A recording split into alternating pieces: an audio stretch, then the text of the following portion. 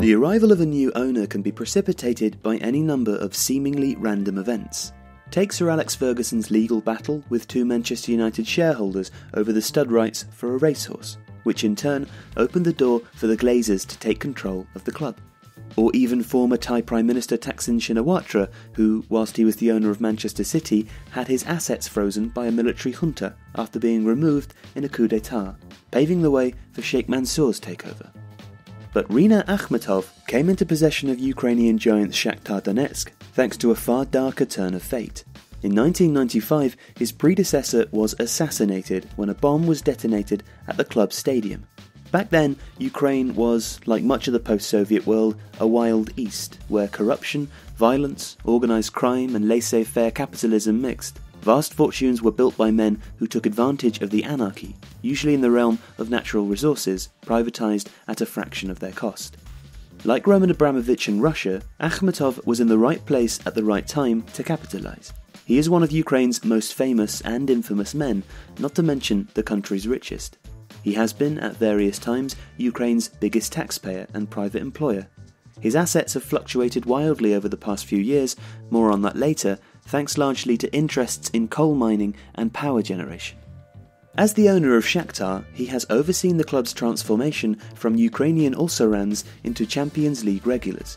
Since winning their first league title in 2000, Shakhtar has reached at least the group stages 12 times and became the first Ukrainian team since independence to win a European trophy when they lifted the last ever UEFA Cup in 2009. 9 more Ukrainian league titles and 10 Ukrainian Cups have followed. Akhmetov invested heavily in the team and the club's infrastructure, constructing a state-of-the-art Donbass arena that would open in 2009 and host several games during the 2012 European Championships hosted by Ukraine and Poland.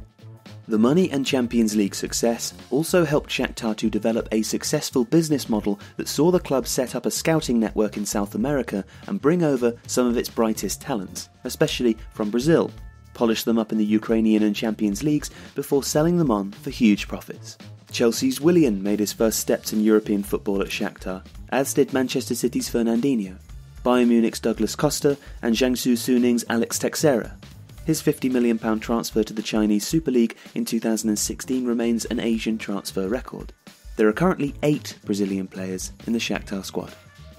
The club made Akhmetov wildly popular in eastern Ukraine, but Shakhtar is only part of the story, one that involves political intrigue, allegations of corruption and organised crime, a coup, and down the line, a former advisor to Donald Trump.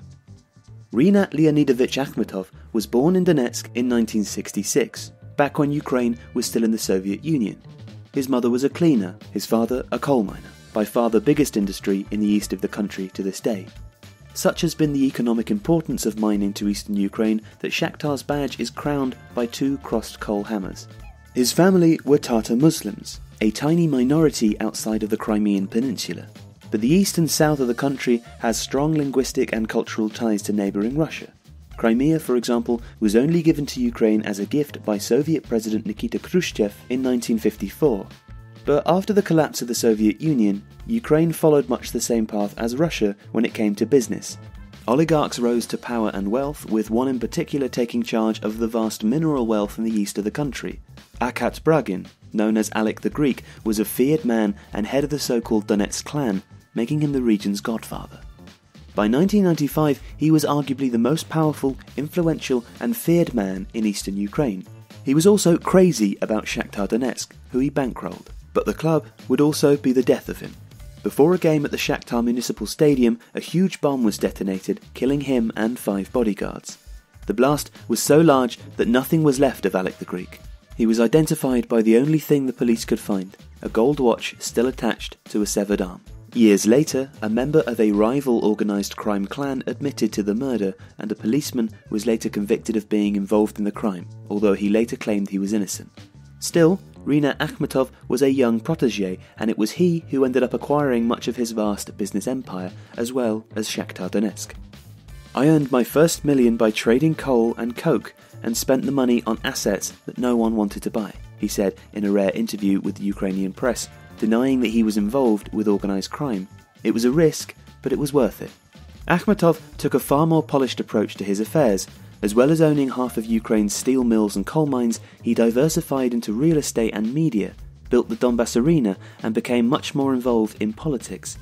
He was a major funder of the Party of the Regions, a pro-Russia political party, and helped bankroll Viktor Yanukovych to the presidency.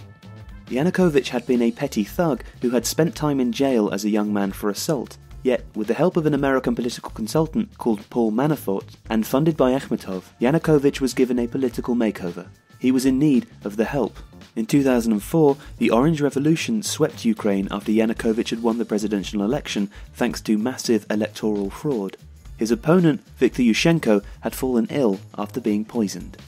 Still, Yanukovych returned in a sharp suit and a cleaned-up image, and thanks to Manafort and to Akhmetov, made a stunning political comeback by winning the 2010 presidential election. Akhmetov and Manafort were close and would later be pictured at Davos together. Akhmetov told a Ukrainian journalist that he considered Manafort a friend. Manafort would later become Donald Trump's chief advisor during his US presidential campaign, but would later resign because of his links to Ukraine. Last year, he was also indicted by special counsel Robert Mueller, looking into the Trump campaign's alleged collusion with Russia over the 2016 US presidential election. Akhmetov, meanwhile, became an MP in the Ukrainian parliament. This brought with it immunity from prosecution, a handy shield given the persistent accusations of corruption against him, accusations he has always strenuously denied. A 2006 cable from the US Embassy in Kiev, released by WikiLeaks, revealed remarks from the then Prime Minister, Yulia Tymoshenko, who had been the face of the Orange Revolution, witnessing Akhmetov making his first speech after entering Parliament. While Akhmetov was popular in Donetsk due to his local boy patriotism, the rest of the country perceived him as a criminal. This was even true in Luhansk and Crimea, two strongly pro-regions provinces. Thus, most people watching Akhmetov would not have concluded good speaker, but in contrast would have thought a major criminal is poised to enter the Rada, the parliament. Tymoshenko opined that any effort by government authorities to go after Yanukovych for his misdeeds would boomerang, boosting Yanukovych's political standing, but that the authorities should pursue Akhmetov for his crimes. Later, President Yanukovych would have Tymoshenko arrested and imprisoned over an alleged corrupt Russia gas deal. It was her imprisonment and poor treatment in jail that led to almost all heads of state in the West wanting to boycott the 2012 European Championships. But Ukraine had at least one powerful ally. Yanukovych was seen as Vladimir Putin's man in Kiev, so when the president moved to sign an association agreement with the EU in 2013, a furious Putin put pressure on Yanukovych to reject it. When he did, protests erupted in Kiev's central square. The so-called Euromaidan uprising swept Yanukovych from power and revealed his vast fortune plundered during his time, which included gold golf clubs, a gold loaf of bread, and a personal zoo. He fled to Russia, where he remains today under Putin's protection. Russia subsequently invaded Ukraine and annexed Crimea, sparking a bloody conflict in the east of the country that has taken thousands of lives. Akhmetov stayed in Ukraine, torn between the forces in the east who once hailed him as a hero, and those in the rest of Ukraine who view him very differently.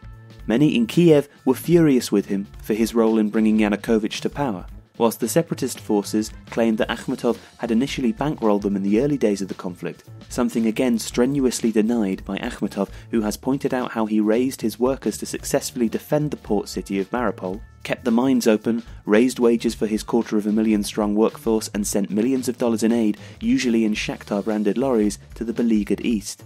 The Donbass Arena has been shelled several times, and Shakhtar now lives in internal exile, playing their games in Kiev. Many of Akhmetov's mines and businesses have been nationalised by separatist forces. Whereas once he was worth as much as $31 billion, his fortune has fallen to about $5.5 billion. In a way, he really loves football. He has a genuine interest in the game. It, the bankrolling of Shakhtar, was done to project soft power in the region, to show how much he cares about the community, said Orissa Lutsevich, a research fellow on Russia and Ukraine for the Chatham House Policy Institute. Akhmetov has survived and Shakhtar continues to thrive. Again, reached the knockout phase of the Champions League this season, but the war continues, and Akhmetov doesn't hold the same power or sway that he used to. In Kiev, the thinking is that he should pay a price, and it should be high, said Lutsevich. The question is how high should the price be for creating Yanukovych as a political animal?